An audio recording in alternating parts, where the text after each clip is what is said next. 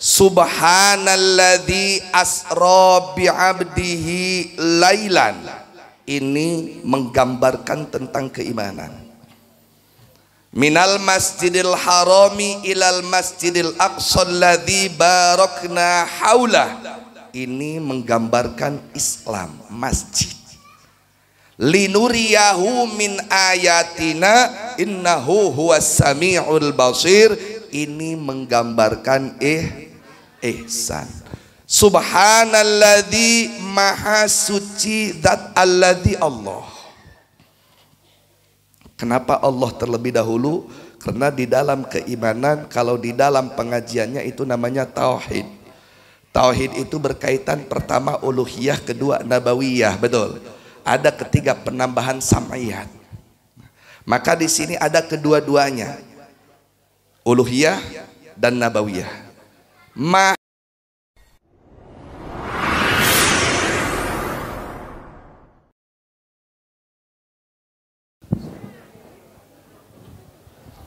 Assalamualaikum warahmatullahi wabarakatuh. Bismillah. Alhamdulillahilladzi asra bi'abdihi lailan minal masjidil haramil ladzi bi Bakkatal Mukarramah ilal masjidil aqsa alladzi barakallahu haulahu. Wassalatu wassalamu ala sayyidina wa habibina wa syafi'ina wa maulana nabiyyina Muhammadin sallallahu alaihi wasallam ibni Abdillah wa ala alihi wa sahbihi wa man tabi'a hudahu wa sunnatahu ila yaumil qiyamah. Ashhadu an la ilaha illallah wahdahu la syarika lah. Wa ashhadu anna sayyidana wa nabiyyana wa maulana Muhammadan sallallahu alaihi wasallam abduhu wa rasuluh la nabiyya wa la rasula ba'dah alladhi qad ballagha ar-risalah wa adda al-amanah wa nasaha al-ummah wa da'a ila sabili rabbih bil hikmati wal mau'izati al-hasanah wa jahada fi sabilillah haqqa jihadi, amma ba'du. Hadratil mukarramin wal muhtaramin yang sama kita hormati dan kita cintai, yang sangat kita muliakan dan kita banggakan, segenap para alimil ulama, para habaib, para ajengan, para kiai, teristimewa segenap para kasepuhan yang mohon maaf Al-Fakir tidak dapat sebutkan satu persatu daripada nama, kemuliaan dan kebesarannya. Tentunya kita selalu berdoa agar orang tua kita, para tuan guru kita, kasepuhan kita dipanjangkan usianya dalam keadaan sehat walafiat, amin. Dan ditambah-tambah istiqamah di jalan Allah, amin. Selalu ditambah keberkahan dari Allah subhanahu wa ta'ala, amin ya rabbal alamin. Teristimewa salam hormat saya sampaikan kepada segenap para panitia PHBI peringatan Hari Besar Islam, yang tentunya suksesnya acara yang mulia pada malam hari ini tidak lepas daripada kerja keras perjuangan segenap para panitia yang didukung dengan segenap lapisan masyarakat. Sudah seyogyanya kita doakan semoga para panitia dan yang terlibat dalam kesuksesan acara ini Allah tambah keberkahan dalam kehidupannya, amin. Allah berkahkan keluarganya, amin. Allah mudahkan segala urusannya, amin. Dibalas lipat ganda kebaikan dunia dan akhiratnya, amin ya rabbal alamin. Salam hormat pula saya sampaikan kepada segenap aparatur pemerintah, sipil, militer, TNI ataupun Polri yang hadir ataupun yang mewakili, terutama Bapak Kepala Desa hadir yang mana? Bapak Kepala Desa di dalam tadi telah memberikan sambutan yang sangat luar biasa beserta staf dan jajarannya. Kita doakan semoga para pimpinan kita di negara kesatuan Republik Indonesia, khususnya yang ada di wilayah desa Argawana, selalu dalam taufik dan hidayah dari Allah subhanahu wa ta'ala, sehingga menjadi pemimpin yang beriman dan bertakwa, yang cinta terhadap Islam dan umatnya, yang sayang dengan negeri dan rakyatnya. Amin ya rabbal alamin. Akhirnya salam penghormatan saya sampaikan kepada segenap yang hadir daripada kaum ibu, kaum bapak, para pemuda, para pemudi, adik dan kakak, santriin wa santriawati, hadirin wal hadirat rahimakumullah. Secara spesial dan istimewa, salam persahabatan, salam persaudaraan, salam perjuangan saya sampaikan kepada sahabat saya daripada FPI, Front Persaudaraan Islam. Alhamdulillah di sini ada Ki Juju dan kawan-kawan beserta sayap juang lainnya yang saya tidak dapat sebut satu persatu. Mudah-mudahan ya Allah, dengan kumpulnya para alim ulama di tempat ini, kumpulnya segenap kaum bapak, kaum ibu di tempat ini, jadikan ini wilayah-wilayah thayyibah, amin, wilayah barokah, amin, penduduknya jadi ahli ibadah, amin, rizkinya melimpah ruah, amin, segala urusannya mudah, amin, kelak wafatnya husnul khatimah, amin ya rabbal alamin. Saudaraku kaum muslimin muslimat rahimakumullah, tadi saya pas naik ke panggung ini membaca tema pesan dari segenap para panitia, yang mana substansi daripada pesan ini bahwa segenap para panitia, khususnya umumnya kita bersama, menginginkan acara pengajian pada peringatan peristiwa yang mulia ini diisi dengan kajian-kajian yang akan meningkatkan, menumbuhkan dengan subur rasa keimanan kita di dalam dada. Betul? Betul? Ini sangat muqtadad dhahiril hal kalau menurut ulama ahli balaghah. Apa muqtadad dhahiril halnya? Memang peristiwa Isra dan Mi'raj ini adalah merupakan peristiwa pengaplikasian daripada 3 rukun agama. Ada rukun agama, ada rukun Islam, itu beda. Ibu, saya mau tanya, kalau rukun Islam ada 4 apa 7? 5, alhamdulillah. Kalau rukun agama ada berapa? Ada berapa? 1 iman, 2 Islam, 3 ihsan. Alhamdulillah, baru kali ini jemaah kompak menjawab rukun agama. Saya semenjak acara Rojaban membahas ini belum pernah ada yang bisa jawab tentang rukun agama. Sebenarnya bukan tidak tahu, kalau ngomong takut salah, kira-kira begitu. Dan memang kalau kita perhatikan ibu bapak, dalam sejarah Isra dan Mi'raj ini tiada lain menggambarkan 3 yang tadi: iman, Islam, ihsan.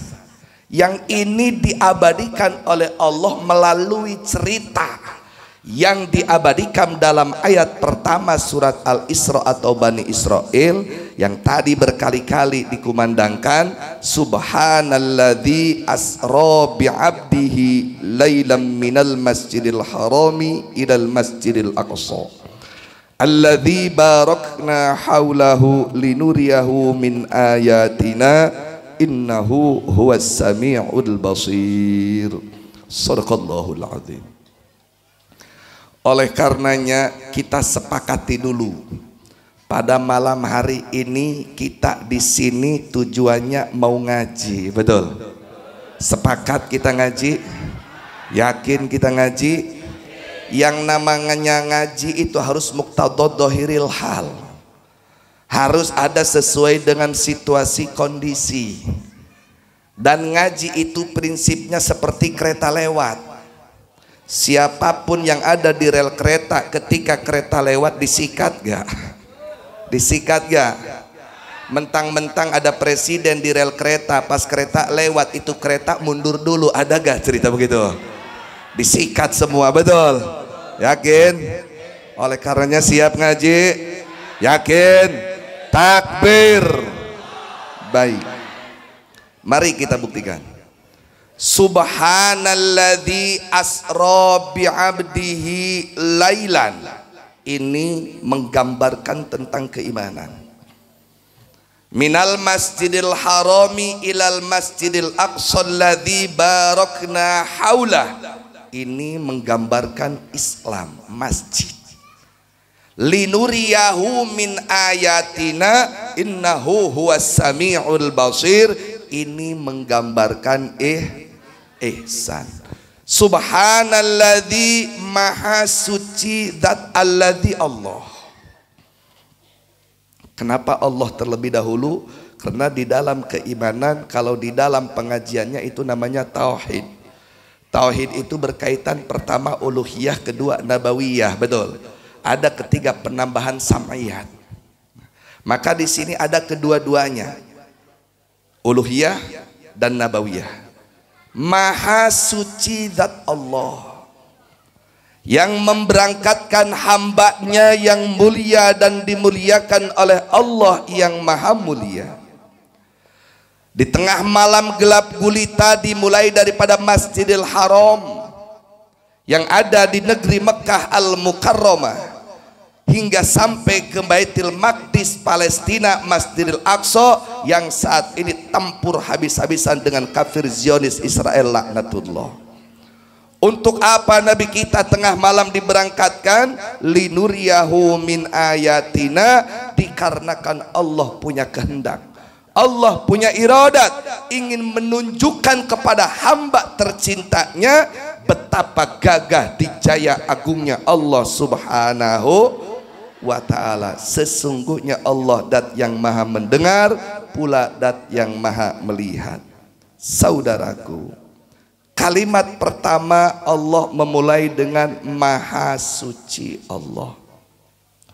Karena sepakat ngaji, kita ngaji mufradat dulu. Kalimat suci merupakan kalimat yang digunakan oleh kita kepada Allah sebagai objeknya, juga kita gunakan kepada sesama sebagai objek. Jadi suci kepada Allah, suci kepada sesama. Saya kasih contoh.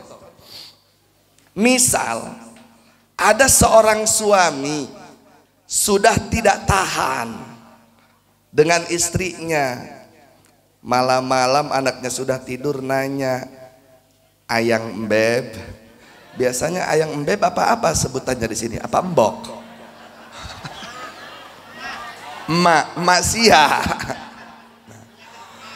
Sayang, sudah suci belum? Betul? Atau ketika anak kita mau diajak sholat ke masjid, maka pertama kita perintahkan untuk bersuci, betul?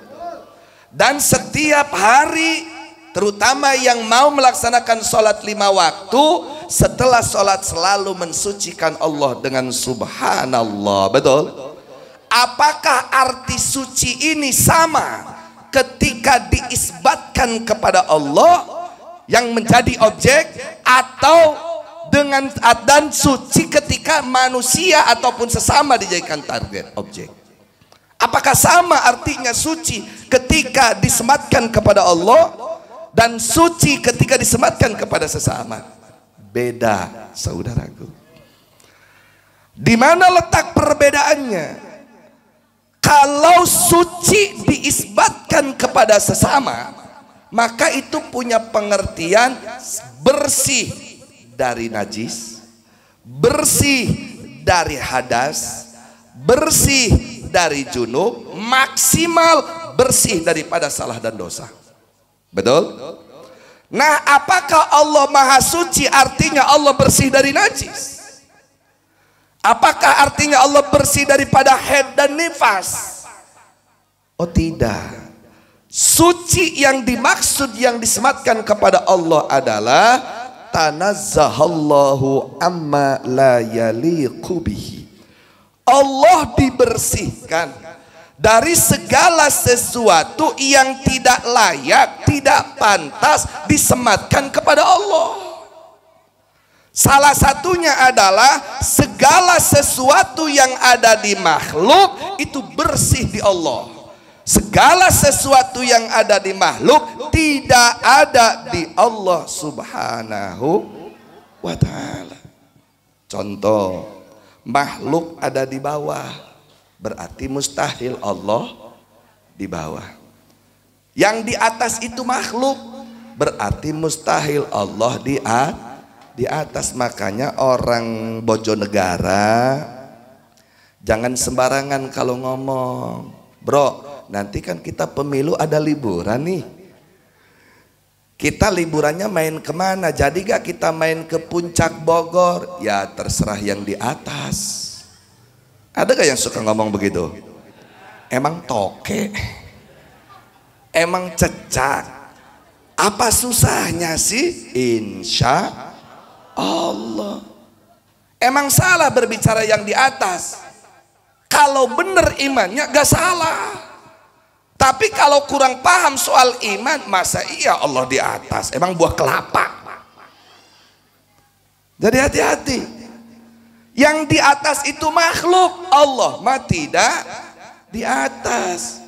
Wah, kalau begitu Allah bercahaya. Yang bercahaya itu lampu. Allah mah tidak bercahaya. Oh, kalau begitu gelap. Yang gelap itu makhluk. Allah mah tidak gelap. Pokoknya apapun yang ada di makhluk, bentuk dan rupa, ruang dan waktu, tidak akan ada di Allah Subhanahu wa ta'ala. Itulah arti salah satu maha sucinya Allah Subhanahu yang kita kaji dengan mukhalafatu lil hawadith. Pertama, insya Allah nanti di ujung diulas. Mudah-mudahan panjang umur, dapat taufik hidayah, amin. Nah, ini yang berkaitan dengan uluhiyah. Yang kedua berkaitan dengan nabawiyah. Allah yang maha suci memberangkatkan hambanya yang mulia. Yuk kita kaji. Ada apa di balik hikmah Allah memilih kalimat hamba bi abdi? Padahal bisa subhanalladzi asra bi Muhammadin, bisa. Atau subhanalladzi asra bi nabiyhi, bisa. Subhanalladzi asra bi rasulihi, bisa. Tapi Allah tidak pilih kalimat itu. Justru yang dipilih kalimat abdi, hamba Allah. Di sini ada penegasan kepada kita. Hai umat Islam, wajib kita mencintai Rasulullah secara total. Tidak ada yang lebih kita cintai di antara makhluk ini melebihi kecintaan kita kepada Rasulullah. Tapi sungguh pun kita harus cinta secara total kepada Rasulullah, jangan melebihi batas. Seperti umat-umat terdahulu, saking cintanya, contoh, saking cintanya kepada Nabi Isa, mereka punya anggapan Nabi Isa bukan lagi sebagai hamba Allah, Nabi Isa bukan lagi sebagai manusia, tapi Nabi Isa sebagai anak Allah. Jangan sampai. Makanya ini bentuk kasih sayang Allah kepada kita. Allah menyayangi kita lebih daripada umat terdahulu. Mana buktinya? Tidak dibiarkan umat Islam Nabi Muhammad tersesat karena kecintaan kepada Nabi Muhammad. Kenapa? Karena kita semuanya sadar, sehebat apapun Nabi Muhammad, seistimewa apapun Nabi Muhammad, tetap derajatnya hanya sebagai hamba Allah. Ada gak umat Islam yang meyakini Nabi Muhammad itu anak Allah? Gak ada. Ada gak umat Islam bahwa meyakini Nabi Muhammad itu adalah jelmaan Allah? Gak ada. Semuanya umat Islam mengakui bahkan dan meyakini Nabi Muhammad adalah hamba Allah. Jadi saya mau tanya ibu, Nabi Muhammad ini anak Allah apa hamba Allah? Jelmaan Allah apa hamba Allah? Mudah-mudahan kita wafat dalam keimanan seperti itu, amin. Tapi jangan mentang-mentang pula keyakinan Nabi Muhammad sebagai hamba Allah, dan kita semua pun sebagai hamba Allah, jangan sampai kita punya rasa satu level dengan Nabi Muhammad. Nabi Muhammad kan hamba Allah, saya juga hamba Allah. Nabi Muhammad makan, saya makan.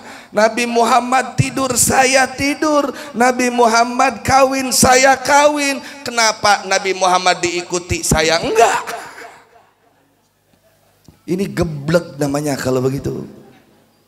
Nabi Muhammad memang hamba, sama dengan kita hamba, tapi bukan hamba biasa. Mana buktinya?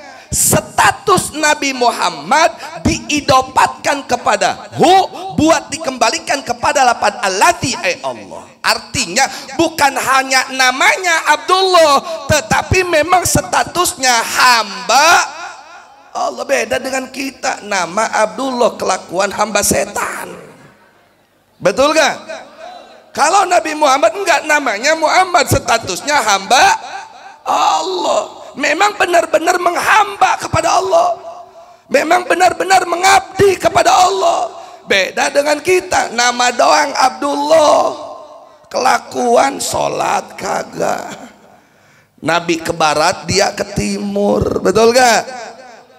Makanya idopat abdu terhadap buat dikembalikan kepada lafaz alladzi yashraful muta'alliq bi syarafil muta'allaq. Ini menyatakan Nabi Muhammad Allah yang maha mulia, Nabi Muhammad disandingkan kepada Allah, berarti hamba Allah yang paling mulia. Afdalul makhluqat alal itlaq nabiyuna Muhammadun sallallahu alaihi wasallam. Seutama-utamanya makhluk dibanding dengan aras dan kursi, dibanding dengan malaikat dan yang lainnya, tetap rajanya makhluk adalah Nabi Muhammad sallallahu alaihi wasallam. Kalau menurut ulama ahli nahwu ini disebut namanya idhofat litasyrif. Di sini banyak santri. Saya tadi dapat kabar bahwa acara ini adalah acara pamungkas karena diawali dengan acara ihtifalan. Betul. Kita doakan mudah-mudahan anak-anak kita ini dijadikan anak-anak yang soleh dan solihah, amin. Anak-anak yang menjadi hamba Allah lahir dan batinnya, amin. Anak-anak yang mulia dan bahagia dunia akhiratnya, amin. Jangan amin doang yang kenceng, modalin anaknya belajar. Ini anak pengen soleh, anak pengen ngaji, disuruh iuran aja males. Ada gak yang begitu? Banyak. Masa? Saya mah tadi bercanda doang, ternyata terbukti ya. Mudah-mudahan semua yang ada di sini banyak rezeki, amin. Mudah urusan, amin. Ya Rabbal alamin. Ayo santri siap alfiahnya. Warobama aksabasanin.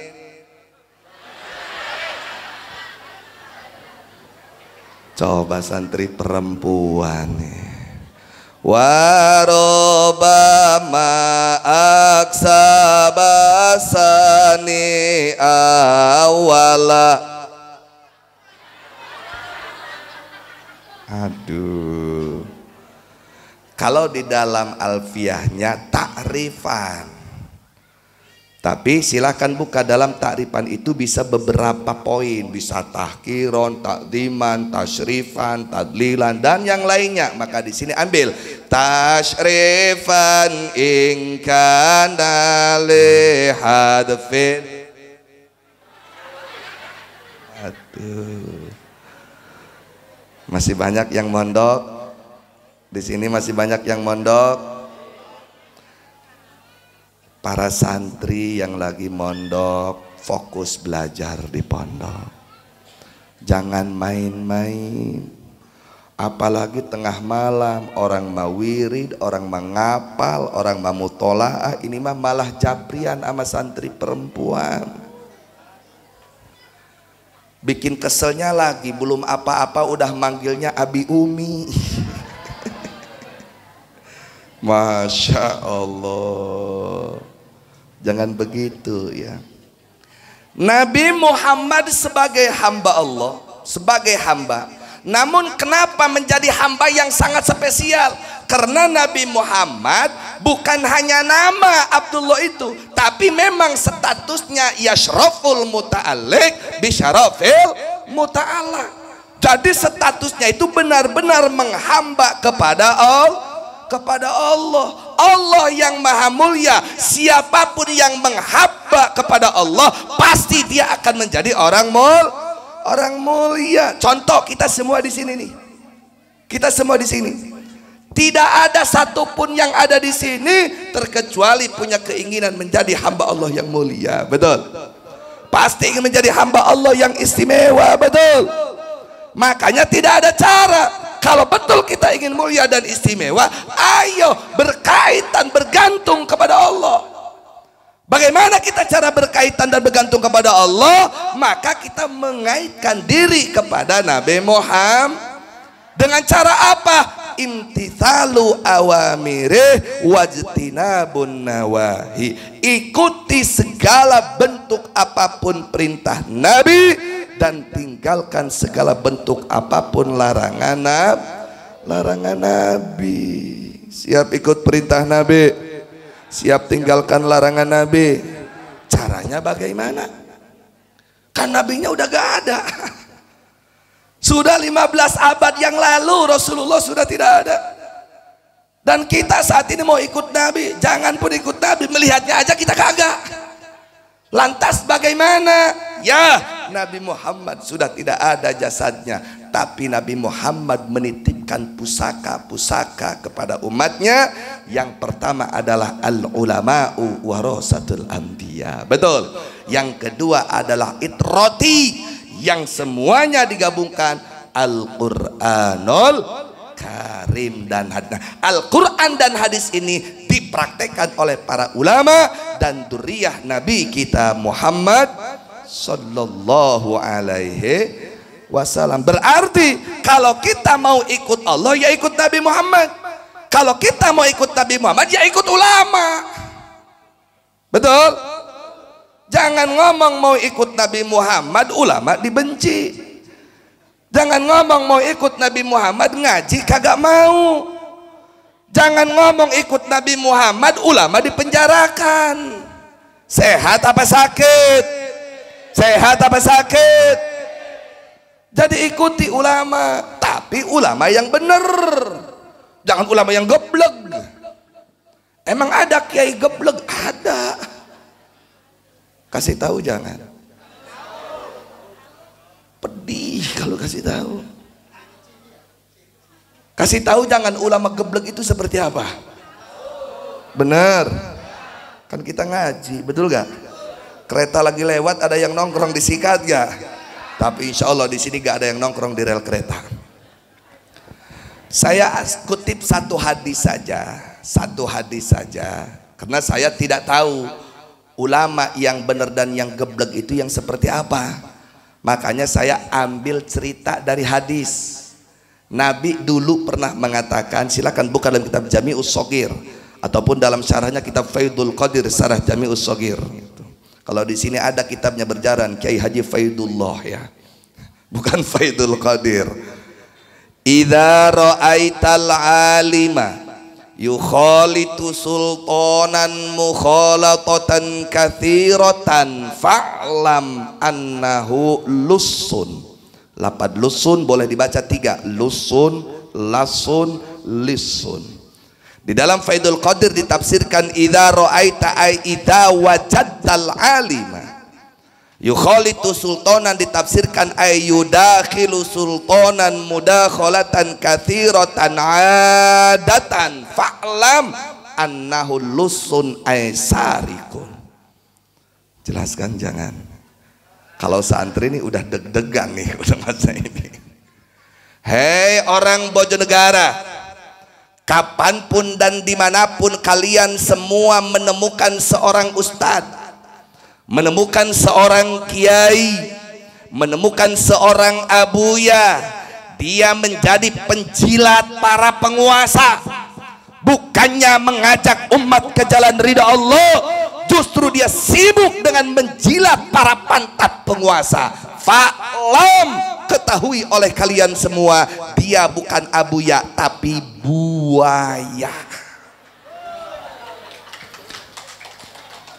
Dia bukan kiai tapi kuya.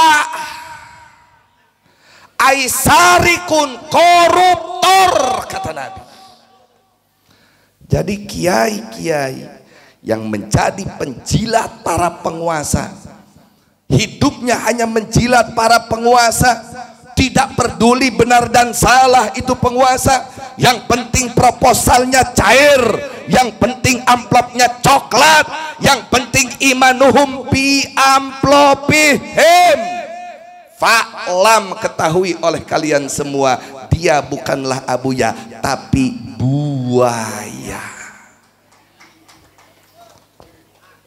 Na'udzubillahi min dzalik. Nah, yang begitu jangan diikutin, tinggalin.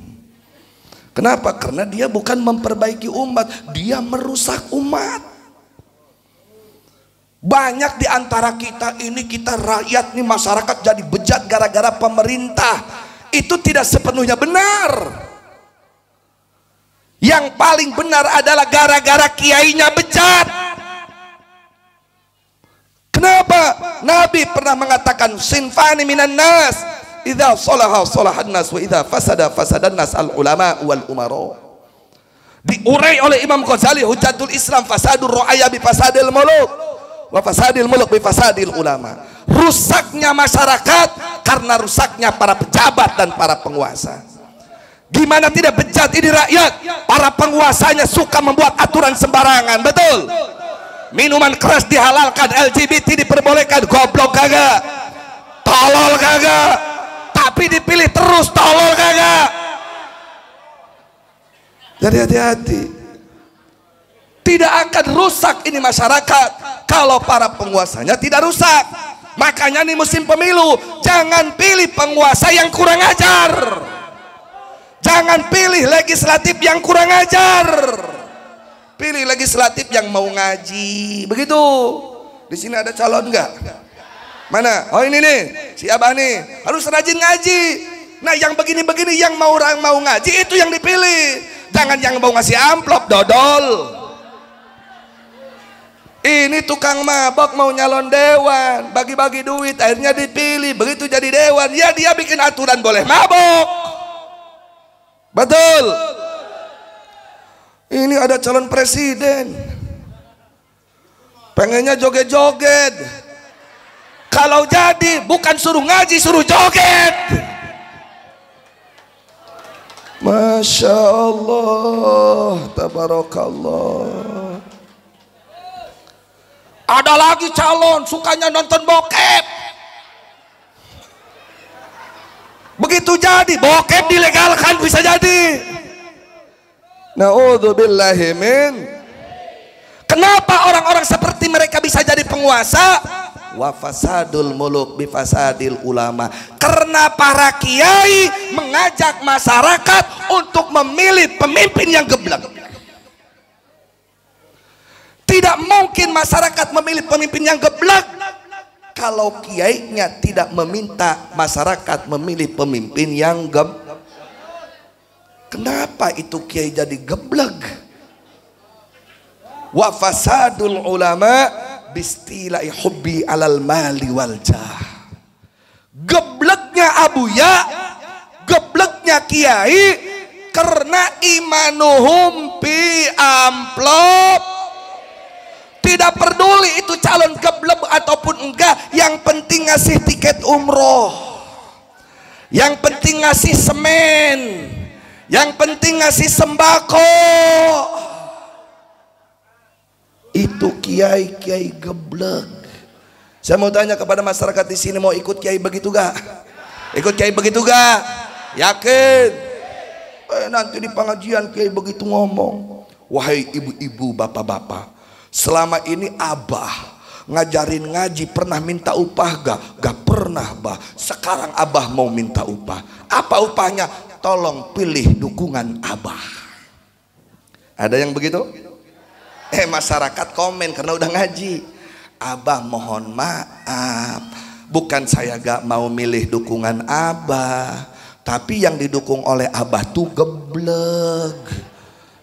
Apa kata Abah? Gak usah lihat orangnya, lihat Abahnya saja. Ada gak yang begitu? Na'udzubillahi min.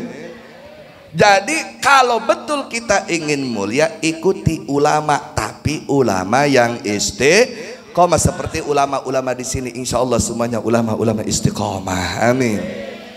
Tapi saya sangat khawatir dengan berita dan informasi yang disampaikan oleh Nabi. Barangkali sudah terjadi saat ini atau sedang terjadi sebenarnya.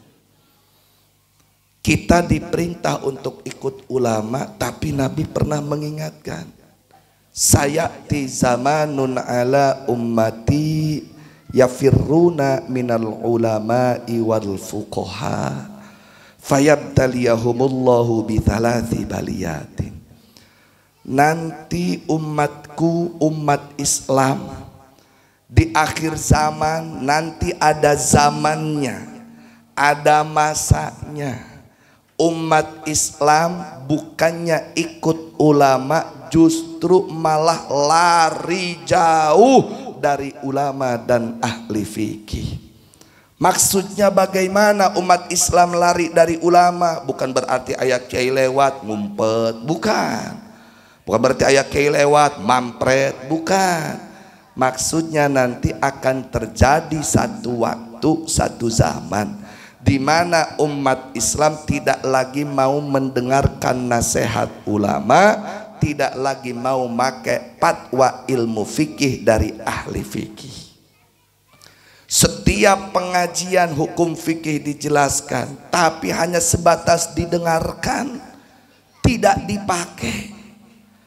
Nasihat ulama dianggap ujaran kebencian, nasihat ulama dianggap radikal. Bahkan ulamanya diterorisasi, saudaraku. Saya kasih contoh. Setiap minggu, setiap bulan, hampir setiap pengajian, ustadz, kiai, ulama di majlis-majlis taklim menjelaskan ahallallahul bai'a wa harramar riba. Allah menghalalkan jual beli dan mengharamkan riba. Dijelaskan salah satu praktek riba adalah bank emok. Tahu bank emok? Bank keliling, tahu? Minjem 1 juta wajib dibayar 1.300.000. Ada? Riba bukan? Riba bukan. Dijelaskan oleh kiai setiap pengajian. Enggih yai, enggih yai. Begitu sampai ke rumah, diriung lagi sama ibu-ibu. Ada gak yang begitu? Ada gak yang begitu? Gebleknya ninjem kagak ngasih izin, sekagak minta izin sama suami. Giliran bayar habis, pala suami dijengutin rambutnya suruh bayar bang emok. Ada gak yang begitu? Ya Allah, mudah-mudahan saudara-saudari saya di sini dihilangkan daripada ribanya, amin. Dijaga dari hal riba, amin. Diberikan rizki yang halalan, thayyiban, wasi'an, amin. Tapi kalau bininya masih kekeh di situ, mudah-mudahan suaminya banyak rizki kawin lagi, amin. Ya iyalah, tidak sedikit rumah tangga acak-acakan gara-gara bangke, betul? Tidak sedikit suami stres gara-gara istrinya suka bangke, betul? Bahkan giliran waktu bayar tidak dibayar, mohon maaf, ditawarin martabak berbulu tak habis-habis. Ada gak yang begitu? Mungkin malam lebaran haji kemarin di sini pernah dengar berita atau pernah dengar berita tersebut bahwa ada seorang suami menyembelih istrinya di Kabupaten Lebak, betul? Gara-gara apa itu? Cek and recheck, saya tanya ke kawan-kawan di sana, gara-gara apa? Bang emok, bangke. Naudzubillahi min dzalik. Fatwa-fatwa fikih tidak lagi dipakai. Nasihat-nasihat ulama tidak lagi didengarkan. Maka ketika itu terjadi, nasihat ulama tidak didengarkan, ilmu fikih tidak dipakai, bahkan ulamanya mau dipenjarakan, bahkan dibunuh karena tidak suka kepada nasihat ulama. Diingatkan para penguasa, para presiden, hei presiden, lu jangan kurang ajar. Tidak seperti saat kau mau dipilih, kau janji mau mensejahterakan rakyat, giliran sudah dipilih kau menyengsarakan rakyat. Nasihat ulama dianggap jahat. Ketika itu terjadi, kata Nabi, 3 bencana akan Allah timpakan kepada umat Islam. Na'udzubillahi min dzalik. Pertama, yarfa'ullahul barakata min kasbihim. Allah akan mencabut, Allah akan menghilangkan keberkahan dari usaha-usaha umat Islam. Ada yang kerja di pabrik, bukannya dapat rezeki yang halalan thayyibah, malah disiksa oleh manajernya. Hujan turun bukan membawa kesuburan, malah membawa penyakit di mana-mana. Angin yang bertiup bukannya membawa kesejukan, malah membawa penyakit corona dan virus lainnya. Betul? Hujan yang turun membawa banjir, banjir bandang, erosi di mana-mana. Yang di pinggir laut takut tsunami, yang di bawah gunung Tangput erosi. Hilang keberkahan. Seorang ibu dan bapak punya anak, dipondokkan, dipersekolahkan. Tujuannya apa? Supaya dewasanya nanti dia menjadi orang bahagia dan orang tua pun ikut bahagia. Betul? Belum lulus sekolahnya udah mau mateni embok sama bapaknya. Ada gak yang begitu? Anak punya orang tua tidak berkah.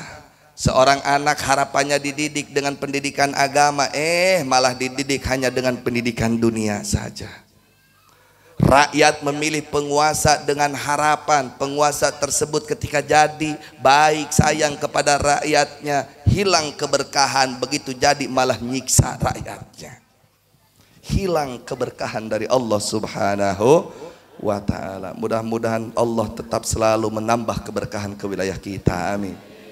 Yang kedua, apabila umat Islam tidak lagi mendengarkan nasihat ulama, tidak lagi ikut fatwa ulama, hanya ikut hawa nafsunya saja, yusallitullahu alaihim sultanan zalima. Allah akan memberikan presiden yang geblek, kata Nabi.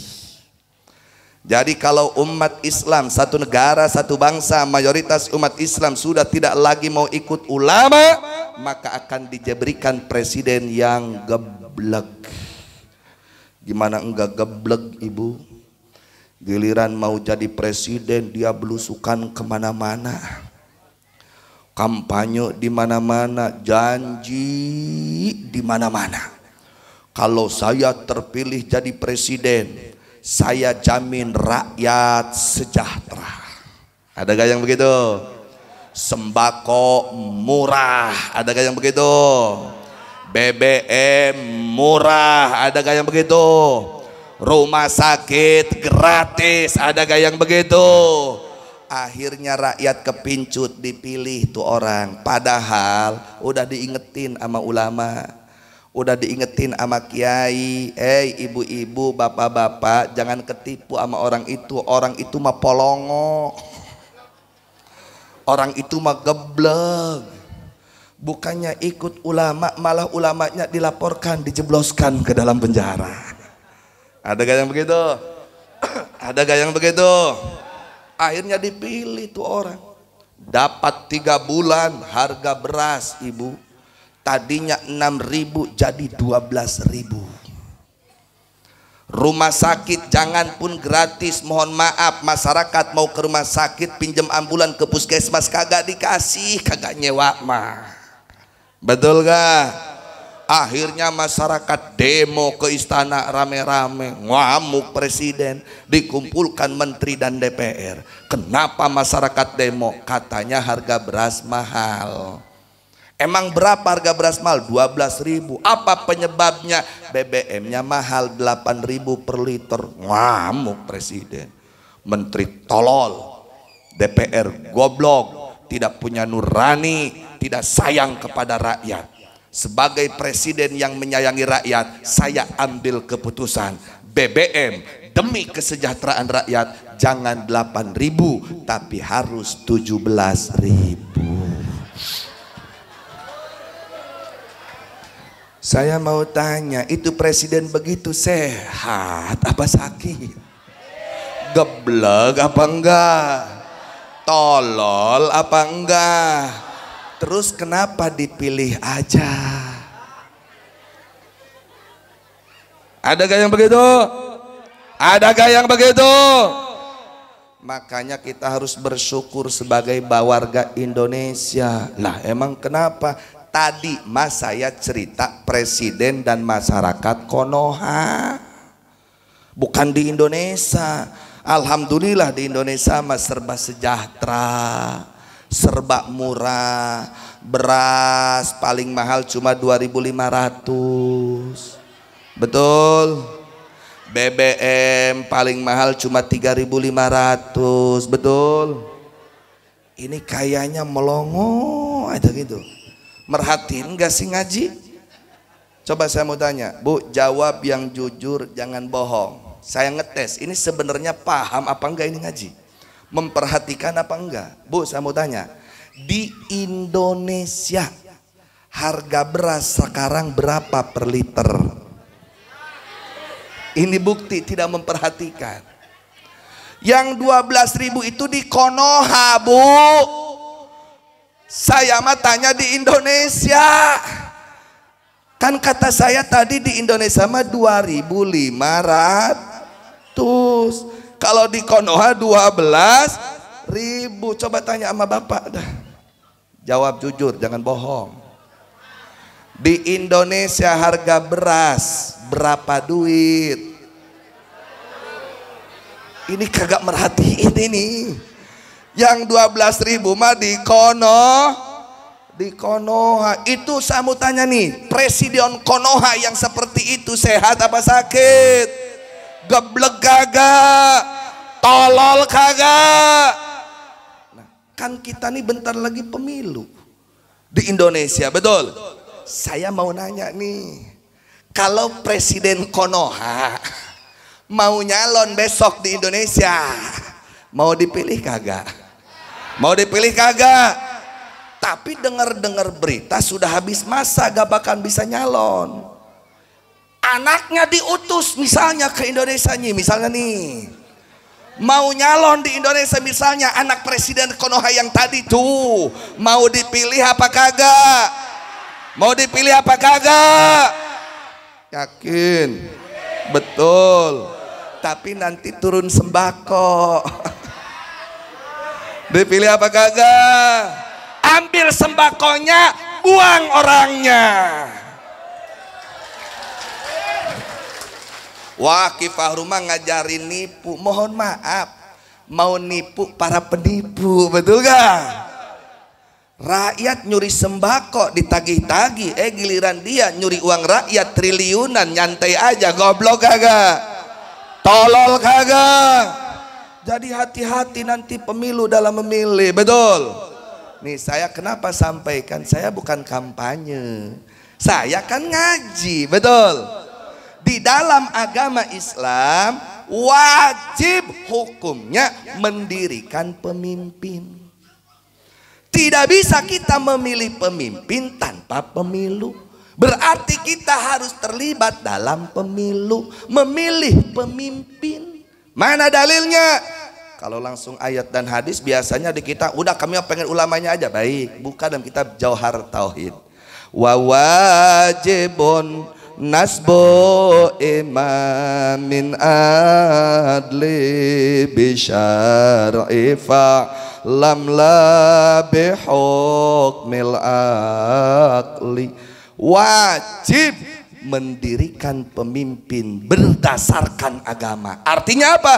Kita memilih pemimpin wajib menurut agama. Jadi jangan dianggap ini urusan dunia saja, jangan.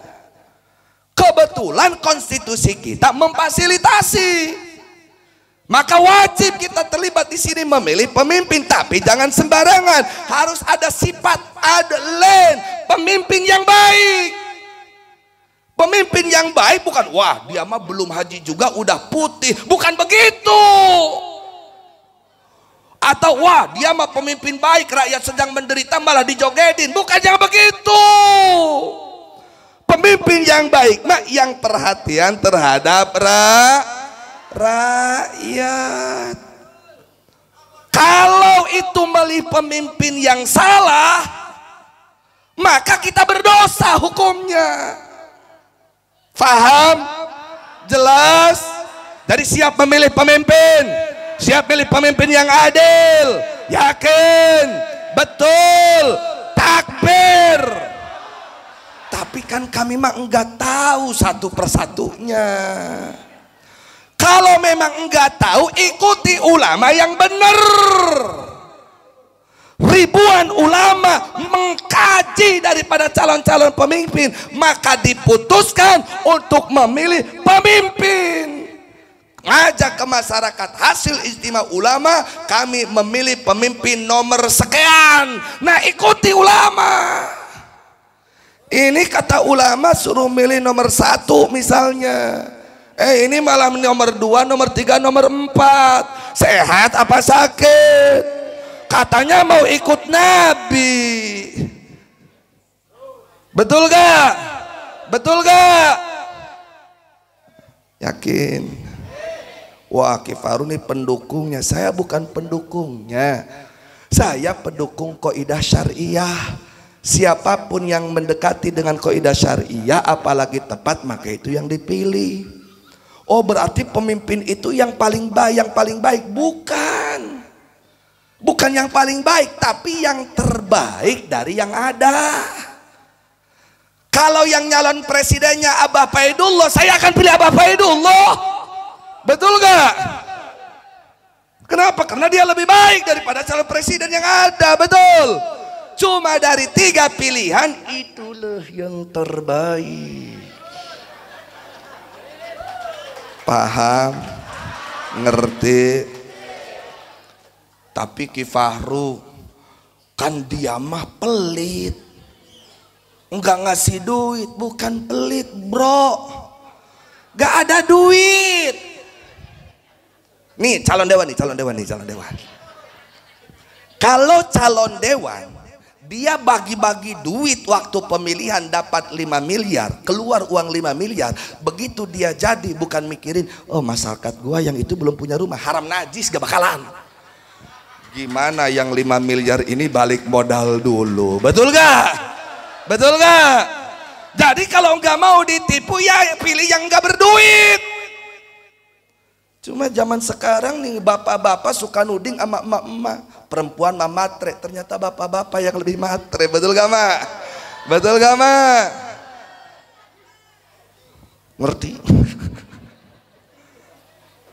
Masya Allah. Siap sukseskan dukungan ijtima ulama, siap menangkan dukungan ijtima ulama, siap jadikan presiden dukungan ijtima ulama. Saya mau tanya, yang didukung oleh ijtima ulama nomor berapa? Nomor berapa? Siap disukseskan, siap dimenangkan, siap dijadikan presiden. Takbir. Mudah-mudahan Allah memberikan keberkahan dari niat yang baik. Amin.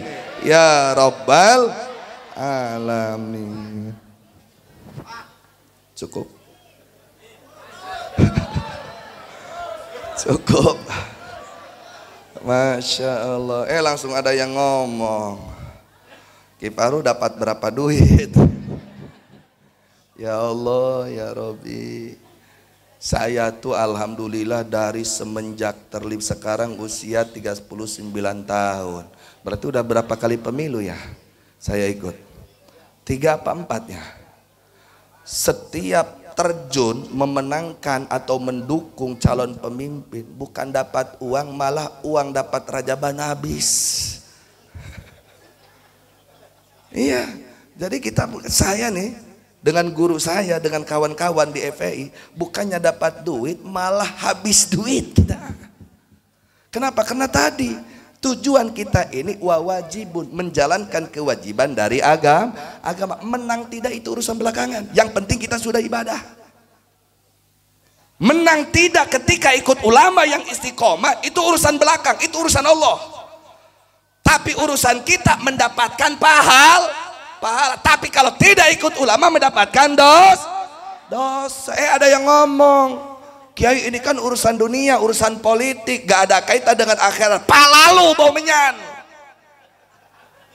Sebagai orang beriman, pakullu qaulin au fa'lin au halin lam tashhad lau usulu syariati bisihati bahwa bid'atun mardudatun wa sohibu maknun bid'atun syariatun.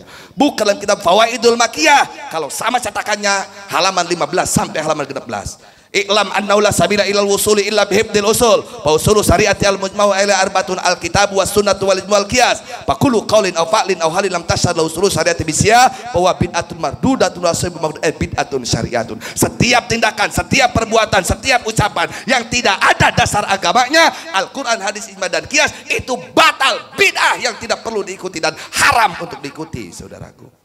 Apalagi urusan pemimpin. Ini umat Islam, kadang-kadang saya bingung kepada umat Islam. Urusan-urusan kecil datang ke kiai, urusan besar ninggalin kiai. Saya kasih contoh, mau bikin rumah datang ke kiai, mau ngawinin anak datang ke kiai, mau nyunatin anak datang ke kiai, hamil 4 bulan datang ke kiai, melahirkan minta didoain ke kiai, pengen usaha lancar datang ke kiai, pengen rumah tangga berkah datang ke kiai. Kenapa urusan negara lari dari kiai, dodol? Betul. Kalau urusan yang kecil minta fatwa kiai, maka yang besar pun harus lebih meminta fatwa. Tapi kiai kan ini mah lumayan, uangnya gede. Kalau kuat tolak, kalau gak kuat ambil uangnya, jangan dipilih orangnya. Betul. Apalagi yang hebat nih seperti orang Bojonegoro, bisa membunuh tanpa menyentuh. Betul gak? Nyembelih begal pakai goloknya. Gimana caranya? Ada orang Bojonegoro bawa motor, dia gak bawa sajam, gak bawa golok, gak bawa pisau. Di tengah tempat yang sepi ada begal mau ngambil motor, langsung ngacung-ngacungin golok. Orang Bojonegoro gak bakalan lari. Begitu golok datang diambil, dipetik. Betul. Begitu dipetik disembelihkan ke leher si begal. Betul. Akhirnya polisi datang, siapa yang menyembelih? Saya, Pak. Pakai golok siapa? Golok begal. Betul gak?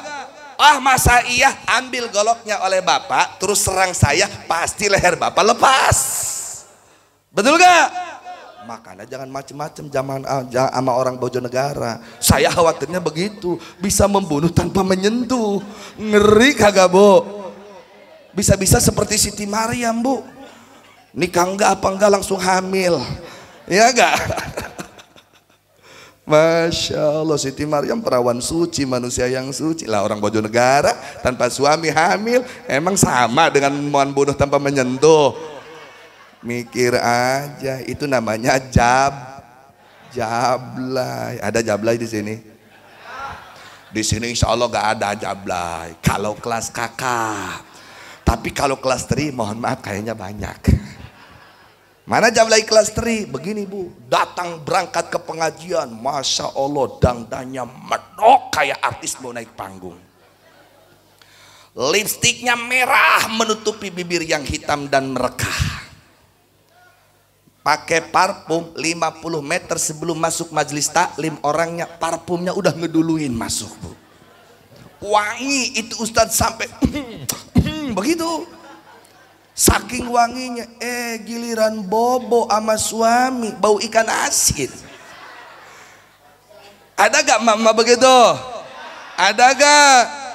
Tapi jangan salahkan emak-emak. Jangan-jangan bapak-bapaknya kagak ngasih duit buat beli parfum. Betul gak, Mak? Gitu. Masya Allah. Nah, ikuti alim ulama minal masjidil harami ilal masjidil aqsa. Berangkatlah Rasulullah dari Masjidil Haram ke Masjidil Aqsa. Ini simbol Islam. Dari masjid ke masjid artinya apa? Hai umat Islam, kapanpun dan dimanapun kita berada, kalau betul kita ingin mulia, jangan tinggalkan masjid. Makanya Imam Ali As-Sabuni menafsirkan ayat ini dengan penjelasan. Nabi pernah mengatakan khairul buldan masajiduha wa syarrul buldan aswaquha. Sebaik-baiknya tempat adalah masjid, seburuk-buruknya tempat adalah pasar. Kalau betul kita ingin istimewa, jangan tinggalkan masjid. Sampailah ke Masjidil Aqsa, hingga saja naik ke langit pertama 2, 3, 4, 5, 6, 7 aras kursi rob sidratil muntaha. Ini ihsan nih, ini ihsan.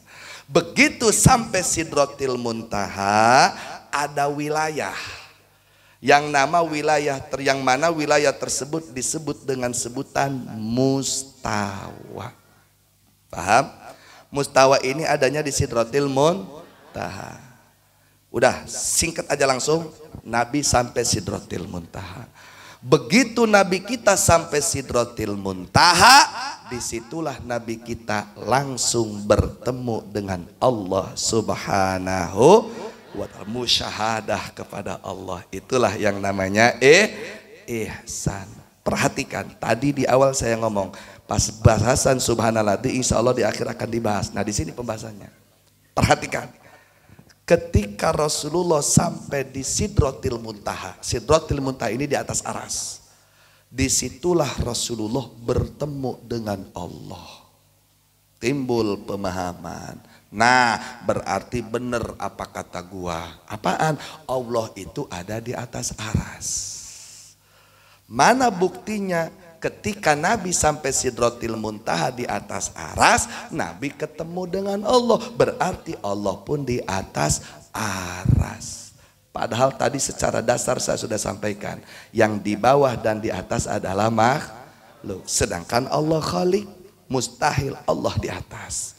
Tapi kan Nabi ketemu dengan Allah di atas aras. Ya, Nabi di atas aras ketemu dengan Allah. Bukan Allah di atas aras. Jadi yang di atas aras itu Nabi. Melihat Allah ketika Nabi di atas aras. Bertemu dengan Allah ketika Nabi di atas aras. Bukan Allah di atas aras. Waduh, kagak bisa dimengerti. Belet lu mah, gimana mau ngerti? Betul gak? Jadi ada lazim di situ anggapan mereka. Padahal tidak lazim. Artinya tidak otomatis. Ketika Nabi ketemu di atas aras bertemu dengan Allah, otomatis bertemu dengan Allah. Tidak. Tidak ada otomatis. Saya kasih contoh. Ketika saya naik ke atas panggung, saya bertemu dengan jamaah. Saya melihat jamaah. Saya mendengar jamaah, jamaah mendengar saya. Ketika saya di atas, apa otomatis jamaah juga di atas panggung? On kalau begitu, ya gak? Yang di atas panggung itu saya. Yang di atas aras itu Nabi. Nabi melihat Allah ketika Nabi di atas aras. Yang di atas panggung itu saya. Ketika saya di atas panggung, saya melihat emak-emak. Bukan mama di atas panggung, dodol. Betul? Nah, ini mah melogikakan saja. Melogikakan. Karena kan sekarang tuh orang tuh aneh-aneh. Yang diwajibkan untuk diketahui tidak dicari tahu. Yang tidak diwajibkan malah diperdalam. Contoh. Ibu-ibu, bapak-bapak, kita sebagai umat Nabi Muhammad yang cinta Nabi Muhammad wajib mengetahui nenek moyang Nabi Muhammad. Nabi Muhammad punya ibu namanya Aminah, punya bapak namanya Abdullah. Abdullah punya bapak namanya Abdul Muthalib. Abdul Muthalib punya bapak namanya Hasim. Bentar Kiai, ada apa? Tadi Abdullah bin Abdul Muthalib, emaknya siapa? Betul gak? Sampai Adnan aja belum hafal udah nanya neneknya. Betul gak orang sekarang? Nah begitu. Wujud kidam bako aja belum hatam ngaji udah nanya emang Allah di mana katanya. Astagfirullahaladzim. Betul. Jadi sekali lagi yang di atas aras adalah Rasulullah. Nah Rasulullah melihat Allah ketika Rasulullah di atas aras. Terus Allahnya di mana? Dijawab gimana? Kagak dijawab gimana? Ya udahlah saya jawab sedikit. Allah mah di azali. Azali di mana? Di luar alam. Alam di luar ajali. Kenapa? Ajali tidak ada ruang dan waktu. Di alam ada ruang dan waktu. Kita sebagai makhluk adanya di alam. Allah sebagai khalik adanya di azali. Ada batasnya? Gak ada. Gimana batasnya? Samperin sama lu. Sombong amat pengen tahu batas alam azali. Jangan pun batas alam ajali. Batas Serang dengan Kabupaten Lebak kalau diceritakan dijamin gila mumet. Misal ada orang Bojonegara. Orang Bojonegara ini Cilegon apa Kabupaten Serang? Kifaru orang mana? Orang Rangkas. Kabupaten Lebak. Cuma di gunungnya saya mah. Di Gunung Halimun, Gunung Julang, Gunung Karang tinggi gak di Pandeglang? Dari kampung saya tuh, dari rumah saya tuh begini kalau pengen lihat Gunung Karang. Jadi tinggi apa enggak? Begitu aja lah. Walaupun di sini punya Gunung Santri, insya Allah Gunung Kiainya di sana. Nah, adanya di Kabupaten Lebak. Perbatasannya di mana? Di Petir. Kalau jalur Petir.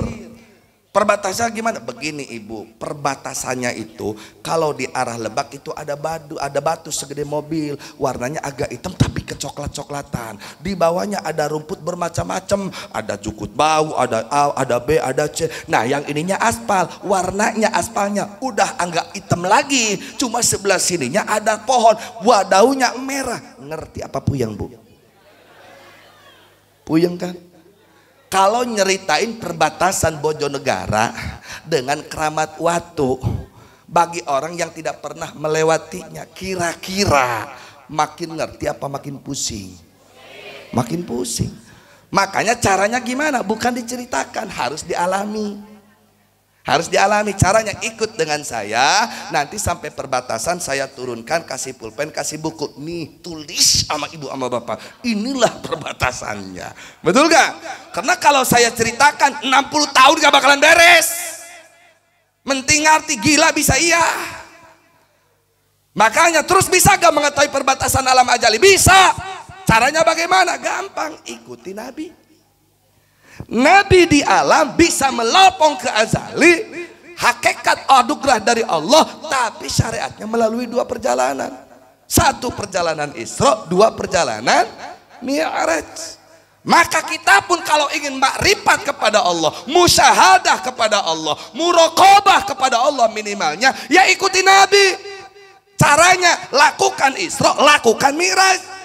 Isra-nya kita adalah perbanyak ibadah, zikir, baca Quran di tengah malam. Ini ngomong makrifat tengah malam main slot melulu.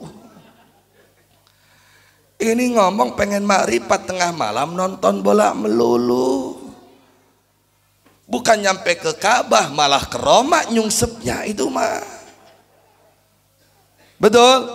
Perbanyak ibadah di tengah malam. Baca sholawat, baca Quran. Setelah itu lakukan mi'raj. Lah emang kita bisa mi'raj? Bisa. Mana? Tadi MC sudah menjelaskan. MC apa Pak Lurah tadi yang menjelaskan? As-sholatu mi'rajul mu'minin. Betul gak? Abah ya tadi yang menjelaskan. Sholat itu mi'rajnya. Seorang hamba naik wusul menuju Allah itu dengan memperbanyak sholat.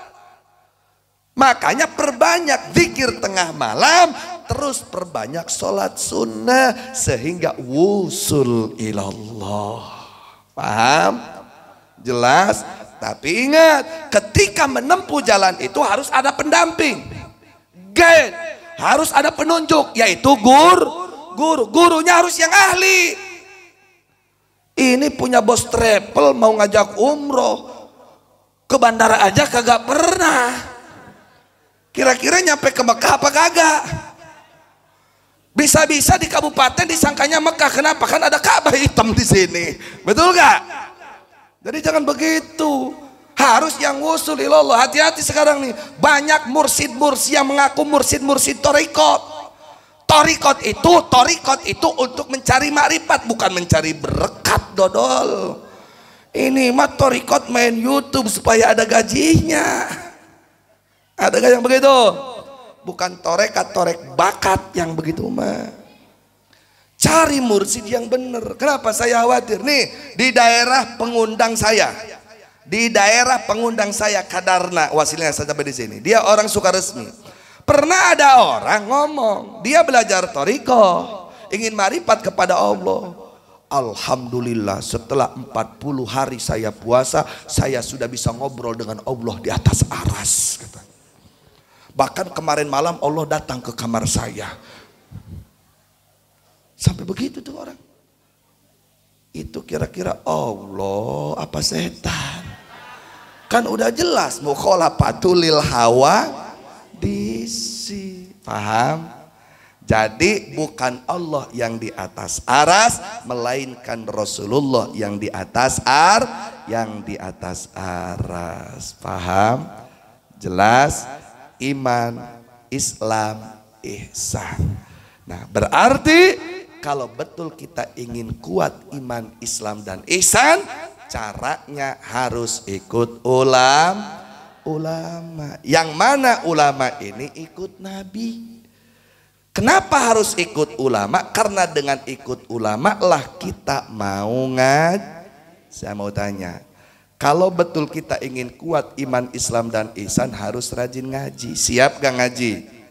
Siap kompak datang ke pengajian? Gak percaya saya. Gak percaya orang sini mau rajin ngaji. Gak percaya. Terkecuali orang sini di hatinya tidak benci kepada ulama dan kiai. Jadi kalau orang sini tidak benci sama ulama dan kiai, saya percaya orang sini mau ngaji. Benci apa enggak sama ulama dan kiai? Nah yang ini saya percaya. Kenapa percaya? Begitu turun dari mobil, langsung saya didatangi panitia dan masyarakat jamaah. Oh minta salaman, cium tangan 3 kali bolak-balik. Untung kagak lecet ini tangan.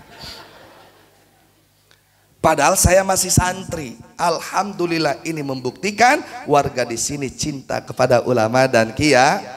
Tapi saya minta, jangan ulama yang dari jauh, kiai dari jauh, penceramah dari jauh, begitu datang disambut luar biasa. Datang ke tempat panitia, rokok dikasih, teh, kopi, susu ditawarin, susu kaleng, susu gantung ditawarin ke kiai. Iya yang di plastik itu kan digantung kan? Ya kalau di kaleng mah ditaruh, kalau di plastik kan digantung. Kenapa nih? Jangan traveling. Ditawarin ke saya. Mudah-mudahan dibalas lipat ganda kebaikan oleh Allah. Amin. Jangan sampai mubalik dari jauh diperlakukan begitu terhormat. Kiai setempat, ustadz setempat, pengen ngopi aja suruh bikin sendiri. Waktu pengajian bawa termos, bawa nampan, ada kopi, gula, susu, teh, rokok 1 bungkus, kucuk dibawa sama jamaah. Ustadz kalau pengen ngopi bikin aja ya sendiri katanya. Orang sini bisa wudhu, bisa sholat, tahu halal dan haram, bukan dari mubalik jauh, bukan dari kiai sini, dari ustadz di sini. Segagah apapun mubalik dari jauh, 3 jam ngaji kagak berhenti, gak bakalan sanggup menjelaskan detail tentang wudhu dan sholat. Wudhu aja kagak bakalan beres. Ini orang sini tahu wudhu, tahu sholat dari kiai sini. Halal haram tahu dari kiai sini. Contoh, ini contoh amit-amit, naudzubillah min dzalik. Misalnya, mudah-mudahan panjang umur, amin. Misalnya besok yang hadir ada yang mati. Gak mungkin nelpon ke saya, Ki Fahru yang semalam hadir itu meninggal, tolong ke sini lagi. Gak mungkin. Betul gak? Tapi kiai di sini, ustadz di sini mau belanja ke pasar, belum nyampe ke pasar mau beli beras, udah krangkring di telepon. Supaya balik lagi, nanti beras menyusul dibeliin sama pemuda, betul gak? Kalau mau balik dari jauh 3 kali cium tangan bolak-balik, Ustadz Kiai di sini 7 kali bolak-balik cium tangan. Lecet-lecet tangannya. Ya, jadi siap hormati Kiai, siap cintai Kiai. Jangan sampai yang di jauh diidolakan, Kiai di tempat dibiasakan, jangan. Tapi kiparukan yang dari jauh mah naik Mercy, naik Fortuner. Woi, kemuliaan itu bukan di Fortuner dan Mercy. Semua ulama, semua kiai wajib dihormati, tapi guru setempat harus lebih dihormati. Siap? Siap? Yakin? Nah, jadi intinya kalau betul kita ingin meningkatkan iman, Islam dan ihsan, jangan pernah tinggalkan pengajian. Dengan pengajian ini kita tahu mana perintah Rasul, mana larangan Rasul, sehingga kita bisa ikut perintah, meninggalkan larangannya. Maka kita akan ikut ulama, akan ikut Nabi, akan ikut Allah Subhanahu wa Ta'ala. Hidupnya berkah, mulia dunia akhirat. Di akhirat bahagia, di dunia bahagia, di akhirat masuk surga. Surga adalah tempat abadi bagi kita dan akhir kehidupan yang panjang. Nah, begitu pula pengajian kalau sudah sampai bahasan akhir, berarti pun sudah cukup sampai di sini. Hanya itu yang dapat saya sampaikan. Terima kasih atas perhatiannya. Mohon maaf atas segala kurang dan lebihnya. Kepada Abah Haji yang di dalam, saya mohon maaf tidak bisa mampir lagi ya. Bukan karena saya galil adab, kurang takdim, karena saya memang sedang panas dingin sebenarnya. Dan kepada para panitia mohon maaf atas segala kurang dan lebihnya. Hanya itu yang dapat saya sampaikan. Terima kasih atas perhatiannya. Mohon maaf atas segala kurang dan lebihnya. Hadanallahu wa yakum ajmain. Wassalamualaikum warahmatullahi wabarakatuh. Waalaikumsalam warahmatullahi wabarakatuh.